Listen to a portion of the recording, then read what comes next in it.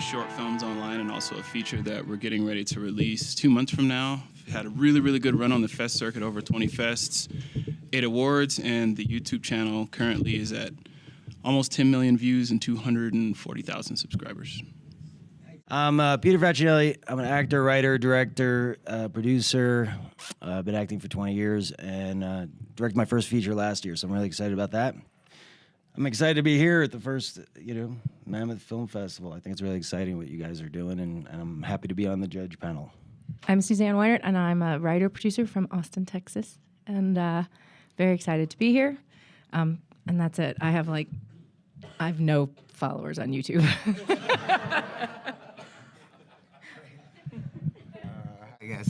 My name's Eric Amadio. I'm a writer, director, producer as well. I directed my first movie in 2005, and since then I made a couple more films, and now I create television shows as well. Most recently created a show called Snowfall on FX. We're shooting our second season right now. Sorry. And yeah, that's me. I'm super happy to be here and beyond honored, and couldn't be more proud of the guys and girls who put this all together. It's really impressive. Yeah, my name's Stephen Garcia. I'm a development executive, creative executive producer with Jeff on our film Josie that played last night.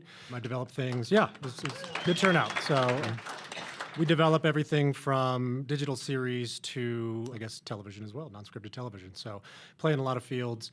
I've been doing it since I was about 22 years old. Started out in music video land, grinding, loved it, and don't want to do anything else. So really glad to be here and talk about entertainment. So I'm Jeff Caligari. Our company's called Waterstone Entertainment. So like Steven said, we had Josie at the festival last night, which was cool. We loved it. We have a movie coming out next month in theaters called Submergence. It's with Alicia Vikander and James McAvoy, which was a labor of love, shot in like 6, 7 different countries. It was incredible. I've been kind of doing the same thing. Started when I was 18, my first company, and never looked back. So we do everything from production, finance, development, all the way to distribution for film and TV. So I'm really excited to be here. Without this festival, I wouldn't be taking a vacation in Mammoth. So we're super excited. We work too much. So thanks, guys. Let's give our panelists all a round of applause. We were in a discussion, Darius, you and I, in the car on the way over, about how you judge films at a festival. I've been on many juries for various festivals. Some people think the movie that is the best film that they think, based on their criteria, should get the award for that particular category. And others think, well, maybe it should be the movie that needs the most help, right? So can you speak briefly, each of you, on what you think your criteria is so we can try and get inside your minds? For me, I had the docs segment, and with docs, there were some really, really strong docs this year. But I think what I look for is how difficult the subject matter they're going after is and how well they negotiate like both sides of it. Because sometimes you'll see a doc that's really well done, but there's such a strong bias that it just feels like it's just preaching. So that's what I look for, because so many films are like, oh man, I think you get the idea. I think for me, it was definitely difficult judging. I'd never judged a panel before. I was doing the feature films, so I had to watch, I don't know, roughly 12 to 15 movies. It was difficult because art, it's all art, and art is subjective. So, you have one movie that's in one genre competing with another movie that's a completely different genre, both really good movies. And I thought there were at least 3 or 4 that, either one of them could have been, the best picture here. But then I went back and I thought about it. I said, well, which one grabbed me the most? And which one grabbed my attention the most and sucked me in the most? And then which one overall was well done, looking at the cinematography, the acting, as a picture, as a whole, like which one was overall well done and better than the others. And that's how I kind of, separated the last 3 or 4, because honestly, at one point I was like, it's unfair to pick. I mean, they're all winners, and I still think they're all winners, in their own degree. So look, just getting a movie made, and I know this, you're a winner, you know what I mean? So a lot of people have a script in a drawer at home and it's not made. So if you have a film that you've made, congratulations. But yeah, that's how I kind of went about judging it. But it's not easy. And it kind of made me have a whole different perspective on films. You know, you watch these films up for Academy Awards. Who knows which one's the best picture? Because when you're at that, you know, pedigree, they're all so good, you know? I think for me, because I'm on the advisory board of other big festivals, and also just as an indie producer, I feel like I'm always reading scripts, and so I'm constantly just thinking, whether it's a script or a film, do I care about these people? Do I care about the story? Am I interested? And especially back in the days when we used to read physical pieces of paper scripts, it was like the turning of the page was super exciting. What's going to come? What's going to come? So when I was watching these films, it was that same thing of like a few minutes in, you're like, do I like this person? Do I care about what happens to them? Am I excited to go on this journey with them? And then, wow, what's going to happen? What's going to happen? What's going to happen? So that's, for me, it's just my level of engagement is like, how excited am I to kind of either literally turn the page or visually turn the page? And there was just, I agree with Peter, like, it finally does just come down to like craft. Like which one was just on every level well crafted. And but it was hard. It was very, very hard. So I judged the short, all the short films in the festival, and so I watched every single one. And there was quite a few, but I'm happy to report that there really, and I can say this wholeheartedly, there was not a weak link in the bunch. It was so inspiring, having been a filmmaker who started out making short films. My first short film was what gave me a career, and this was years ago, like 99, 2000, and to be completely honest, having been around back then and watching the movies that were being made, especially the shorts, it's a stark difference now. Like the quality and just the level of talent. I was literally blown away. Like at home, there was one I watched 3 times in a row, 3 times, a short film. It was so well done. But choosing them was really difficult because you had, a plethora of different genres, so much heart across the board in so many things, and, all the different variables, degree of difficulty, access, all these things, some of them are very well polished, but you could tell some had access to a lot of money, right? So it's easy to do that, or it's easier rather. But like Peter was saying, every single movie, whether it's a feature, short, they're a miracle. To finish them and actually turn them in and show them to people, it's a miracle. It's magic. So to choose was really difficult. What I did was I really, kind of with both of you, I really kind of leaned or deferred to the audience engagement, like what really kind of kept my attention and kind of what made me feel. And then also being mindful of the different genres and wanting to reward the different filmmakers who work in different spaces. And so it's not just like, okay, there's 5 great dramas. I had to choose 5 for the top 5, and it was quite difficult. But I'm very proud of the ones I landed on, and I wish I would have had like a top 15 or a top 20 because it was tough. But yeah, that was for me. It's good to hear. So your chances are good. No, they were all really great.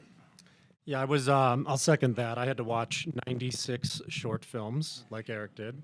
And I was just as blown away as he was, and we were communicating back and forth, like, did you see that one with the thing and the guy? And we were just really impressed by the material. I have a little bit of a different process because my job on the daily is to vet episodic television episodes. So I'm constantly noting cuts. I'm constantly noting versions of scripts. I'm constantly noting really any kind of creative that comes across my desk, even if it's an outline. I'm constantly noting, and we've got producers working and writers. So for me, because the short film is such a personal thing for the director, I really tried to first focus on, does that director know how to lens the story? Does that director know how to work with actors? Does that director know how to paint with light? How well did that director command his crew? And how well did that director ultimately influence the edit to make sure that the story was well kept and well presented? So what ultimately made me choose the top 5 that I had to put out, and like Eric said, if we had a top 20, like 100%, we would have had a solid top 20. But rules are rules. We had to choose top 5. And for me, I was choosing the films that had water cooler moments. And we use that term a lot in the business. The water cooler moments are the ones where you're at work or the office and you're like, oh man, you just start laughing. Oh, that was a really funny moment. I found myself actually wanting to talk with the producers that work with me. Oh, hey, did you guys see that film? Like as if it was in a theater and I had to check myself. I'm like, no, you were watching short films. So I was looking for the films that stuck with me over the week, the characters that I thought about over the week, those moments that made me laugh. There was 2 shorts that made me cry. And I only cry when like dogs get killed in film. So it's really hard to get me to cry. It's really hard. I Am Legend and Old Yeller get me every time. And John Wick. Yeah, oh, John Wick. John Wick. John Wick. Yeah. My favorite. So yeah, that's my process, is just looking for those films that stick with you, that you want to talk to your peers about, that you want to talk to your family about, because ultimately, you know, filmmaking is storytelling, and a good story just stays with you, you know. So I actually didn't judge any films. I'm kind of I'm up here as a sort of a regulator for all you guys in the audience that put movies in and are being judged every day. Like I've been since I was 18 to make my movies. So I'm kind of just here for moral support for everybody that's sitting in the audience saying. One of our most important and key board members. Don't let it. Well, I stumbled into that. It was you know, kind of a handcuff thing. I've been forced. He's holding my dog hostage right now. So, but listen. This festival is an amazing thing. It's not easy to start a festival of this high caliber and high quality on a first year and see how successful it's been and how many people have come and the quality of movies that we've got and the quality of judges that showed up. Everyone's rallied around this, and I'm just excited to be a part of it and be here. So, you know, anything that they need, I'm going to do, and I'm sure everybody else will too after experiencing this festival. For me, it would definitely depend on what kind of experience they had before doing a feature, because I find a lot of people launch off into features and they haven't even shot a short before. So I would first tell him, have you made like 10 shorts? Like do that first and work your way up before thinking about doing a feature. I want to tell a story about a friend of mine.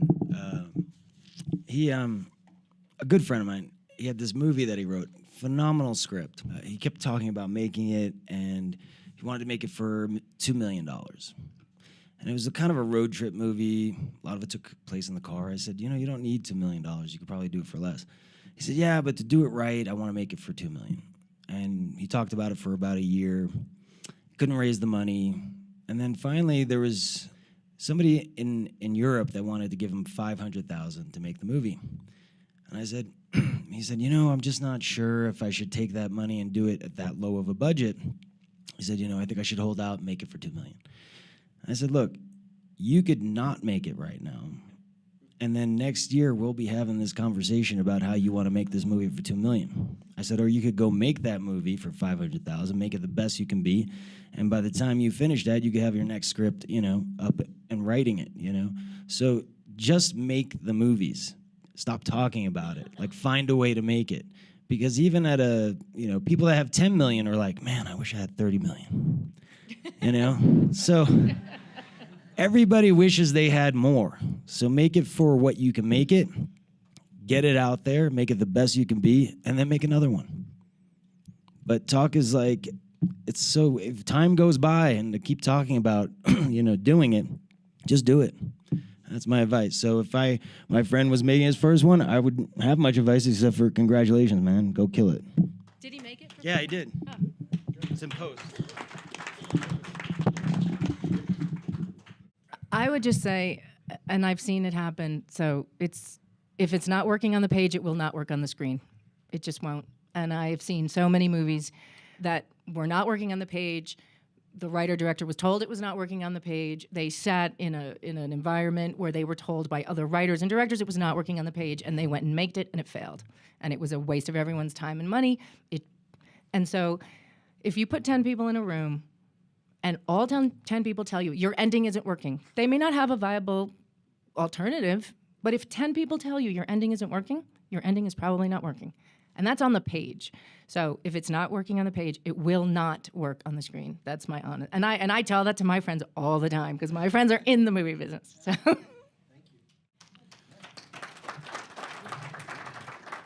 Mine's a little shorter. Mine's very simple. We're not curing cancer. It's not that serious. Like, we're making movies, guys. It's awesome. It's awesome. We're fortunate to be able to do so, but keep it in perspective. Take care of your family, take care of your friends, take care of yourself, and make great movies, but we're not curing cancer. Stop being the best judge, Eric. God. Such a good answer. I prepared for like 6 weeks for this. He's got note cards under here. I do. Wow. To Peter's story, we, in the development world, we get a lot of first-time filmmakers coming up to us. I only need $5 million. And Bruce Willis. And yeah, that's it. The lack of reality that they've got when it comes to making a film and how involved it is on every level is astounding. So I think I would tell that person, understand every facet of filmmaking. Just because you shoot beautiful time lapses and know how to work a 5D doesn't mean you know how to work with actors. It doesn't mean you know about pacing. It doesn't mean you have a great script, and it doesn't mean you know about editorial, and it doesn't mean you're going to deliver a film.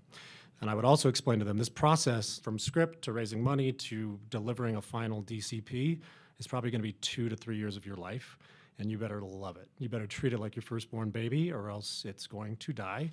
And you're going to define, like Eric's saying, most people define themselves by their projects. So they do take it that seriously when it's really not. It's like if it's a side hustle, that's fine, but make sure it's in perspective with everything else in your life. If it's not a side hustle, it's your full-time job, you better go all in and double down and make the film. To play off of that, I think from my perspective, even with money, we finance our own films, we do everything. It's still not easy to get movies made. Doesn't matter what, you could have all the money in the world, the relationships. So I would say the most important thing that I learned from a young age was don't be too precious with your projects. That's not, if it doesn't happen, the road that you're going down and the team you're building on that one project might get you to your Oscar winner 10 years down the road. It's the most important thing are the relationships you build when you're in battle. It's not about the movie all the time. It's not about that favorite script you have. It's about doing this and being able to do this and call it a job, doing this for a living, which is, like Eric said, it's not curing cancer. It's an amazing thing that we get to do this no matter how difficult it is. So don't be too precious with your projects. Keep grinding. Don't give up, and the next one will work.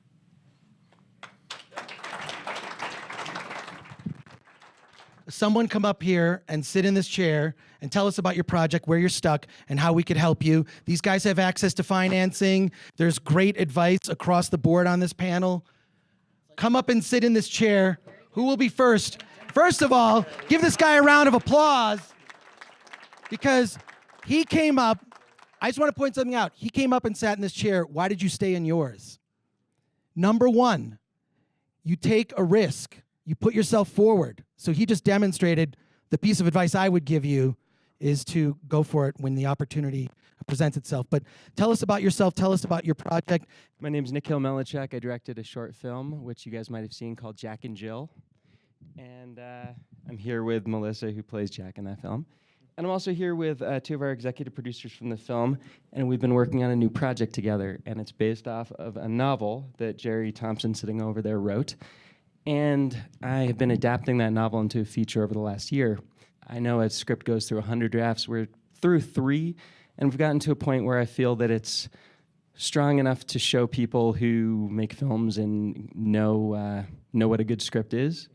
And so we're just kind of here looking for opportunities to meet people to share that script with and figure out what the next move is to really get into the hands of people who would want to collaborate potentially. We're obviously looking to raise money for the film. We're obviously looking to find potential attachments. We have some actors who are potentially interested. We have cinematographers, editors who are potentially interested. So one of the things I'm interested in general is kind of what sort of attachments are helpful at an early stage and what could potentially bog down a project. I've heard some advice that says keep a project as lean as you possibly can, as long as you can, and others who say, maybe just bring on people who are interested, build up the team, get more momentum. So I'm just sort of interested in general. If you guys had a script that you were proud of and a project that you thought was really good and you were ready to kind of take it out into the world and make it, what would be your next move? The first thing I would do is figure out who are some of the kind of producing powerhouses in that same space of the film that you're working on. because I find, especially in feature films, and television it's a little different. I think lean and mean is better, leaner longer, because credits are hard to come by. But with feature films, you can have room for credits. Sometimes people will do a lot just for that credit, because that credit will turn into a career down the line, right? So I'm always a big fan of trying to get more than one thing out of any given partner. I always try to get at least 2 for 1. So it'd be, you know what I mean? Like instead of a financier, you want a financier who has distribution relationships too, or has talent relationships. If you can get 2 for 1, always try to do that.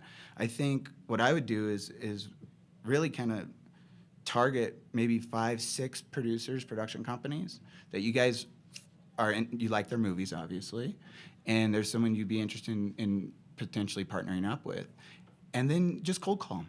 If you don't have the relationship, you cold call them, and until they answer, until they give you a conversation, you keep bugging them. It's how it works. Persistence. It's like you put your ass in the chair because you wanted the opportunity. That's what happens. Go ahead. I was going to ask, do you have any numbers of people he could call? I mean, And that he could write down the numbers? I'd hand you my phone book, but at the end of the day, what really matters is that project going to line up with that producer's taste, and is that producer in a position to where, A, he can take on any more projects, but B, if he does and you do partner up, he's able to bring on significant elements that are going to get you closer to getting the film made. There's no one way to do it. And to your question about attachments, I think, I don't think it's ever too early for the right attachment. I think you want to be careful with talent attachments, because what one piece of talent means to one foreign sales company might be different to another one. So it's a tricky game to play. And now, I mean, Jeff can speak to this more than I can, because I've been out of the financing game for a minute, but the foreign sales game isn't what it used to be now, right? The numbers aren't what it used to be. So we're not playing that name game so much anymore. Now it's about, if you're doing a drama, you try to find that prestige producer that gets nominated for a Spirit Award every year. And you target his development exec, and you beg to take him or her to lunch. The film's called Alta Vista, Bridge to Alta Vista, and it's an adventure love story.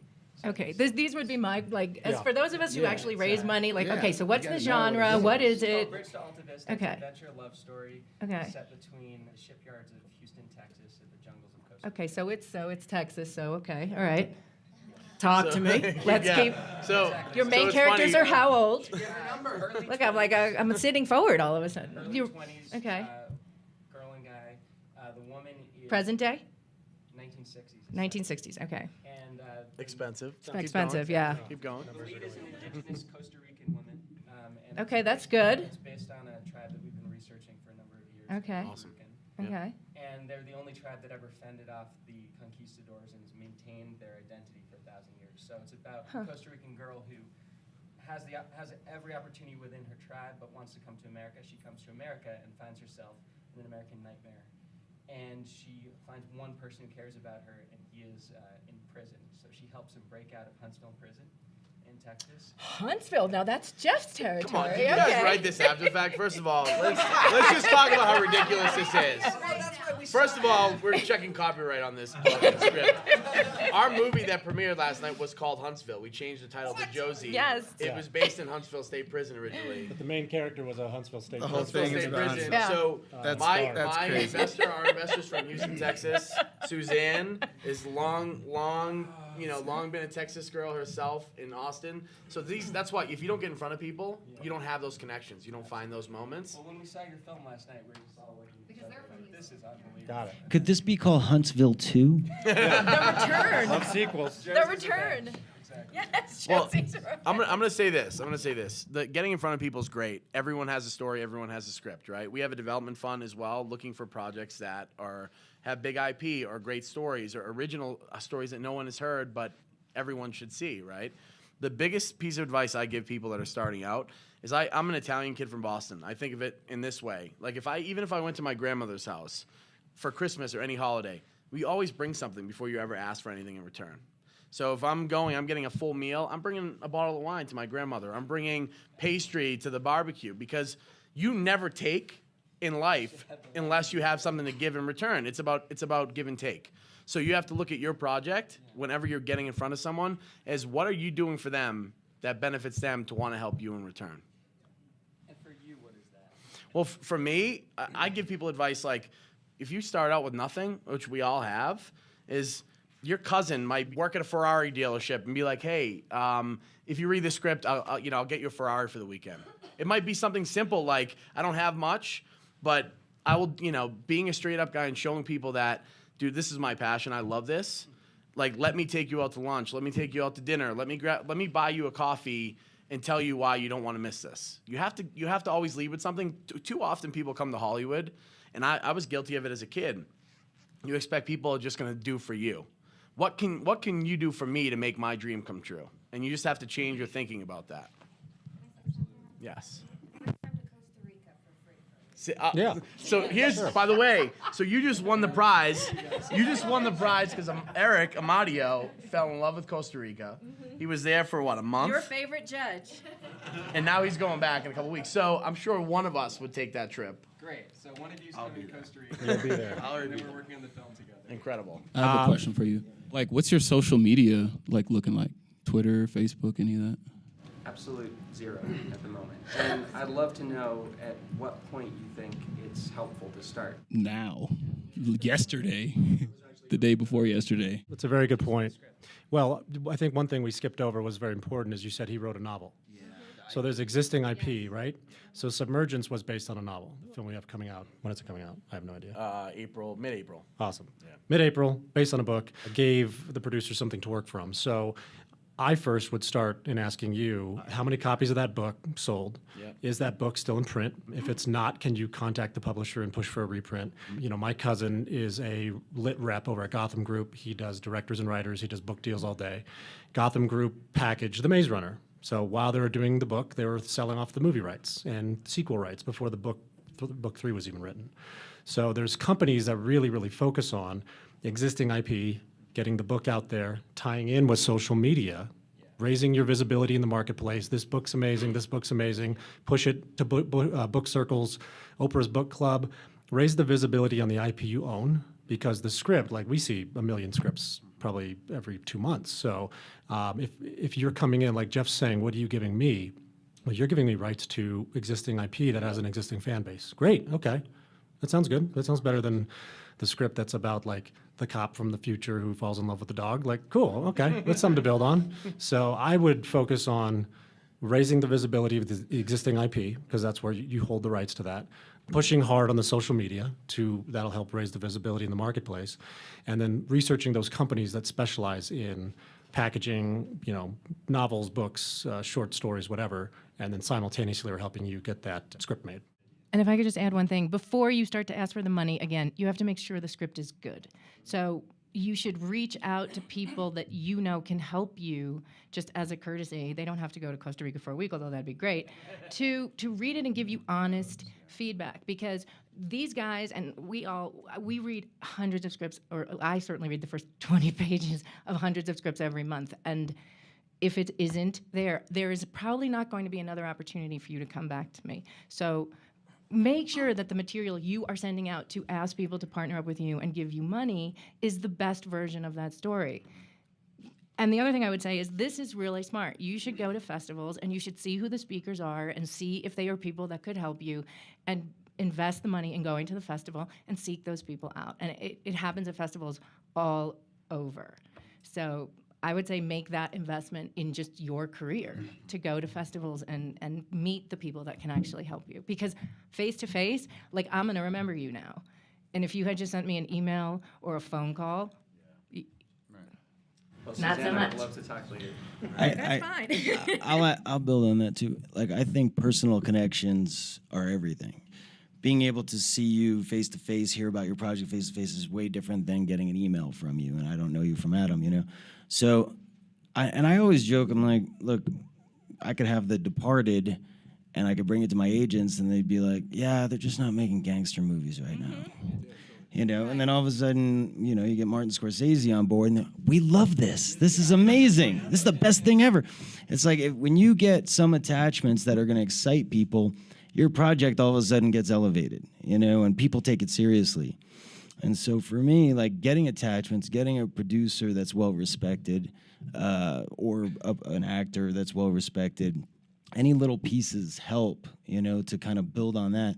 Because I think, you know, I think that people buy people, they don't buy scripts. You know, they want to buy people. It's all a gamble. So if you're gambling, you're like, well, what's this bet look like? Okay, I've got IP, you know, so let me look at that IP. What else? I think, like he said, giving, what are you going to give? You have an IP. That's great. You have something to give, which is more than a lot of people.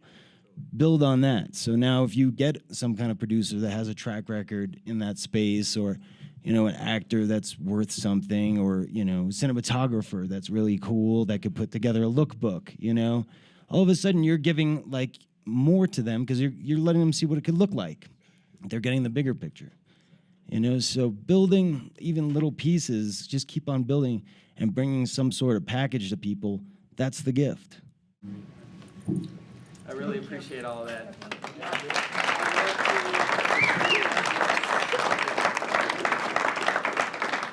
Dreams really do come true at the Mammoth Film Festival. Who's next for the Chair of Destiny? Run up here, sit down quick, fast. Great. Tell us about Tell us who you are, tell us about your project and where you're stuck, where we can help. Perfect, thank you. My name is Tyson. I have a feature script that I'm working on, and I kind of have aspirations like in the realm of Richard Linklater and Robert Rodriguez to kind of... Austin, both of them. Yeah. Just gonna say. Exactly, and to sort of really push forward with that on my own as much as possible, as far as I can take that. But as far as the script is concerned, I kind of just had a general question of, when you finish a script, if any of you had any insight on like what your favorite methods of workshopping that script are to get it in front of, you know, not just to hand it out and sort of how you want to get the feedback that you're looking for, rather than just, hey, how's my script? And they're like, oh, it's good. Yeah, I like it. Like, how do you really get what it is that you're looking for out of improving that script, or making sure you have it dialed in as you want? Give it to friends. First and foremost, give it to friends. Because friends will be honest. Sometimes brutally honest. Sometimes too honest. Dude, that sucked. Sorry, man. Couldn't get past page 20. Like, but they'll be honest. So friends that you respect, you know, and even friends that aren't in the movie business that, you know, might read it because they're the audience that's going to see it. So any notes you can get, and then if you keep getting the same note, then you know that there's a problem there. You know, everybody's going to have an opinion. They might like this, somebody else might like that. But if you're getting the same note repeatedly through a group of friends, then you know, okay, these are the areas I have to address. I would also, what city do you live in? Long Beach. Oh, California. Okay. So I would say that you probably have people who have some level of acting experience in your life. I think readings, just a bunch of people sitting in your house. I've done this with every script I've ever written. Invite a bunch of people over. You can hear, even if they're not, you know, professional actors or whatever, you can hear when the tempo slows down. You just can feel it. It's like there's something in the room where you're like, and again, it's I think it's that turning of the page thing. I just love that. But you can feel it in your own work. And I've worked with some really I work with a lot of first-time directors. I've worked with a lot of first-time professional screenwriters. And self-editing is very hard on the page. And where a reading can be really helpful is you suddenly hear where the slow parts are.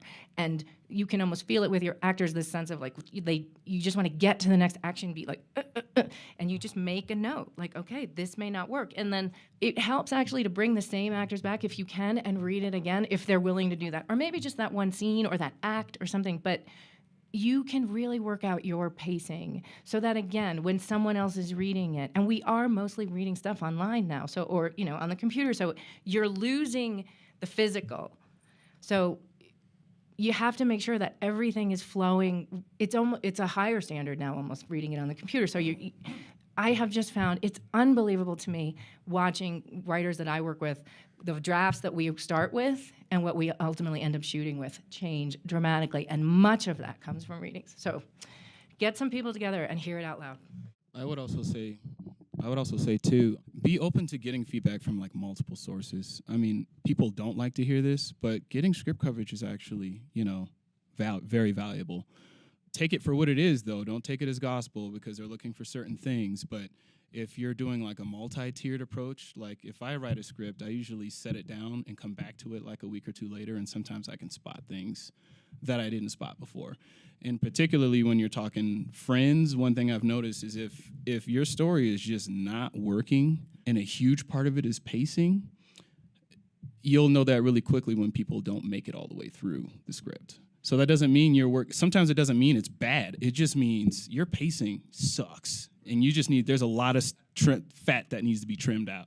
So doing that with friends really helps. And sometimes you have to like decode what they're trying to tell you, like they'll say, oh, it's just slow. Okay, well, that could be pacing, or that could be maybe the character or the protagonist that we're following around. You're not really engaging their dilemma enough, or the stakes aren't high enough. But with practice, you can kind of start to decrypt what they're trying to say. And again, to piggyback with what you were saying, trends and patterns. If 5 people are saying the same thing, there's something there and you need to take a look at it. So between like those 3, shelving it, coming back to it, getting friends and family to look at it, and then also like paying for script coverage really does help. You can usually zero in. Just to add to that, everyone's gonna want to fix it. You know what I mean? So they're gonna have the worst ideas to fix it. Yeah, well, you should make this a woman and make him a man. I mean, set it in this era. And you're like, no. But if all those people are hitting that same note of something, don't worry about how they're trying to fix it. Know that okay, there's an issue here that I need to look at. And then you fix it. You know what I mean? You look at it and go, okay, you created it. What this isn't a problem area, or this is a problem overall with the script. So now it's up to me to fix it. The note's coming in the same general area of the script. Yeah, or about if it's a general note about the whole thing. You know what I mean? Everybody will have a different. You'll see when there's a pattern. You know what I mean? And you'll see they'll all have a different way to fix it. And you'll be like, no, there might be one that you're like, oh, that's actually a good idea. But most of them are bad. But yeah, just to build on. For me, I agree everything everyone said. Personally, what I tend to do, I do give scripts to a handful of different friends. I try to pick different ages, genders, different hobbies. I like to get people from different walks of life so I can get different perspectives. But I also, one of the things that I swear by is I vigorously hunt down people who are way more talented than me. And I beg them to read my script for me. And I've been very fortunate in that throughout my career, I've had a handful of really great mentors, and I've developed some incredible relationships with a lot of people in this room who are just been wonderful partners throughout our filmmaking journey. But that said, I really do try to find people who are more talented than me, who are very who are more successful. Also, I think like casting directors, you always get the best notes from casting directors for some reason. Assistants are awesome. That's a completely general note, but just in general, be nice to assistants. Yes. Mm-hmm. They're gonna hire you someday. Mm-hmm. Be nice to assistants. But my biggest kind of secret weapon is, and it speaks to what Peter was saying, I'm always looking for the note behind the note, right? Because people are always going to, like you said, they're going to give you the fixes, right? What's nice about all notes, even the bad ones, is they can target your problem. And then it's your job. That's our job as writers. I think a lot of times writers feel like they finish their first draft and they give it to their producer and they go, okay, I'm done. When do we shoot? It's never going to be done. You're going to be rewriting until the day you're shooting, if you're doing it right. And I think the more that you can kind of be mindful of what's bumping someone, then you can figure out a game plan. Another one great, you guys might know, there's a writer who's awesome. He's a friend of mine named Alan Loeb, and he gave me some of the best writing advice ever. You guys, I remember when they made the Wall Street 2, they did the sequel. So he wrote that, and that was like his first big studio job he got. And we were chatting one night really late, and I asked him, I said, what's the difference? Like, what do you really think the difference is between the guys who get paid $1 million a script and the guys that, like, maybe, get a job here and there? And he said the difference is the pros, the guys that get paid a lot of money, they have the ability to divorce themselves from their original ideas, come up with 5 to 7 alternatives, and choose the best one. And that's when I grew up as a writer. Like, once you kind of face that, and you go, oh, okay. It's not just, oh, this is my first thing, and it's my choice, and I'm precious, and I love it. No. There's going to be 8, 9 other things that could be better. So don't be precious, be open to it. Quick note, too, about that note behind the note. I'm sure anyone who's written a script has come into this kind of like situation, but it's like a leaky roof, right? Like you can have a leaking roof, but the leak may be in the ceiling somewhere, and it's in a completely different spot than the roof itself. So the leak may be over here in the roof, but you may be seeing the wet spot on the ceiling over here. So when you're getting feedback from friends and they tell you this character sucks, or I just don't like this person, or all that, to go with the note behind the note, it's like, okay, that may not actually be the problem. It could be something all the way on page like 15, you know? So just be aware of that. And I think that also goes back to getting multiple sources, you know? Like the feedback from friends is valuable, but also you gotta look for that kind of professional eyeballs on it as well. Because they're gonna smoke out some of those. They'll be able to articulate like, okay, well, I see where this is lacking, but your problem could be over here. Let's give him a big round of applause.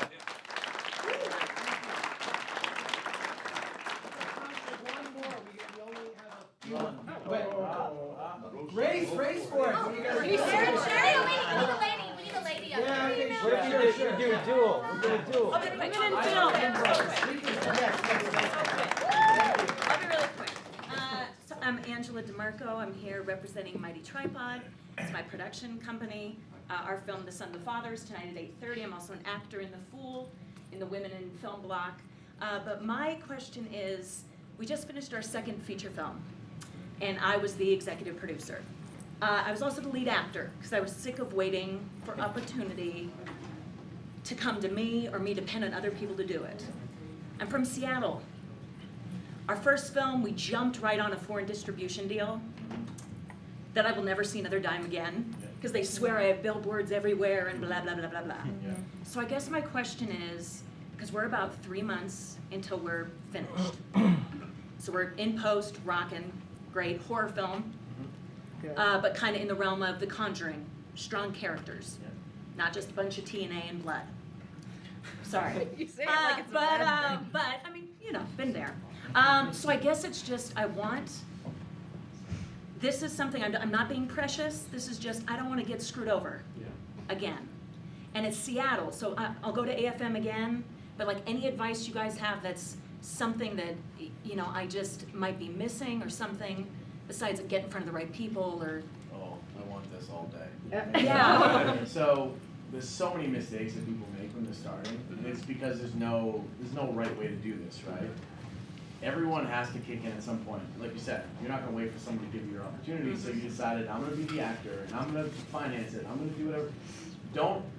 The first person you find is just, you know, it's like the first person you find to ask for directions. Doesn't mean they know what they're doing, doesn't mean they're the best person for you, so you can't just jump on every opportunity that presents itself, number one. Number two, the genre's awesome.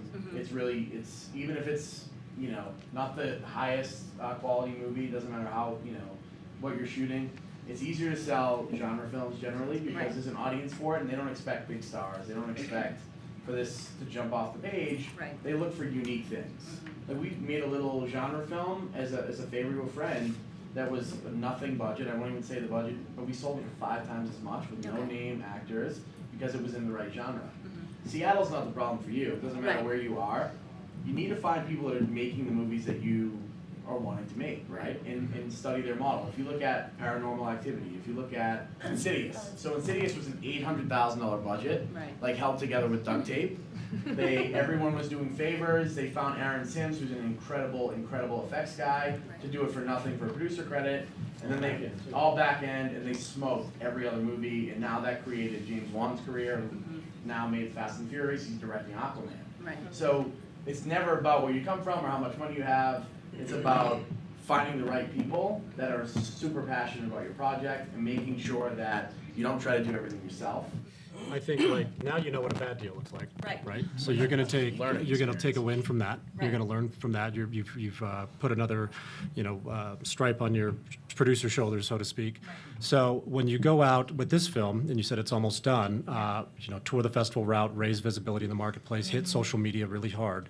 While you're doing that, you're cold calling and emailing distribution companies who specialize in this genre, and they're going to maybe ignore your call, but let's say you hit 3 or 4 festivals. Let's say you win.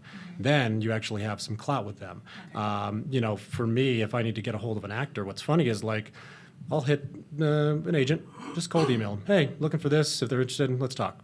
Nothing. Met a guy, email him, he knows him. I send probably 10 emails, right? I'm not sure, I just cast a wide net.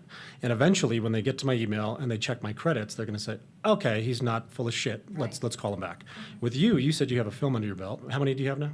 I have 15 short films and then a feature film, and this is my second. That's great. I mean, for a smaller distribution company, they might be like, oh, this is a genre film on a budget, great, let's talk. So once you start talking to these people, I think you have the ability now to vet multiple offers because you know what that bad deal looks like. You know how to protect yourself now.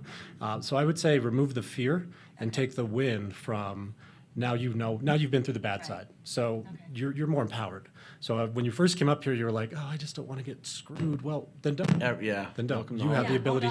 You have the ability to not. So I think when this film is done, get it out there. Tour the festival circuit, get eyeballs on it, but be aggressive simultaneously as you're doing the festival route. Be just as aggressive with hitting those distribution companies. Hey, film's done, getting great feedback. We got good reviews here. Like just keep emailing. Just be obnoxious. Tacky or okay that I have a short film right now that's doing a festival route to like have that in the pocket? Well, I think it's okay to be on the Talk about the other? if it's on the website, like if you cold emailed me Yeah. and I clicked on, okay, I'll click on your link, I'll fish. Right. And I go to your website and then I see all your short films, that just speaks to your sensibility. Right. I can't really do much with a short film. Yeah. Maybe we can option something if it's based on a short story. build it out, But what it does is it informs me as a development person about what projects you like to make, how your finished product looks. It shows me that you're serious. So I'll be like, this is great. Okay, well, let me give her a call. It's not going to hurt me to call you, and it doesn't cost me anything, but I will never, ever pick up that phone to set up the call unless you are very aggressive with, this is what we're doing. Hey, and it's not like, hey, why haven't you called me back? And I've gotten those emails, and it's never like, do that. it's just, hey, just keeping you in the loop. We're really excited. Hope we'll get your eyeballs on it soon. It's all positive. It's all positive. For this little horror film that I briefly mentioned, even with we have 1 million credits, we've made big movies. We did this as a favor because we love the project, we love the directors, first-time directors. We got it into Screamfest, and the minute we got into Screamfest, we sold it. It won Best Cinematography, and I love the horror genre. I got into movies partly because of the movies I loved growing up as a kid. Without Screamfest, we wouldn't have a success of this movie. Everyone follows the same thing. After Screamfest is 1 million genre festivals you submit this to, and that's where you get your real buyers. That's where you get your real foreign sales guys. There's a company called WT Films in France. Have you worked with them? No, haven't. Okay. Not yet. They're great with genre films, small genre films. They used to, the founders of it worked at a company, and most people don't know these people. So how we started is I met every single foreign buyer, every foreign sales agent, and you can weed out the good ones from the bad ones. The bottom feeders from the people who are just good people who will promise you something and deliver. So we went with WT Films, and they sold it all over the world immediately, just like they said they would. Then they got into a ton of European festivals, and they had, they were at the huge French distributor TF1. This is TF1. So look for people that have real backgrounds, real credentials that aren't bottom feeders, and look and see what they're doing now. And it's really easy to gauge if they're the right person for you, but submit to every single genre festival, because what you don't know is the guy that owns the genre festival in Wisconsin also owns Screamfest and also owns Fantastic Fest or whatever. You know what I mean? So don't be snobbish about the festivals you're submitting to for genre films. Let's give her a big round of applause.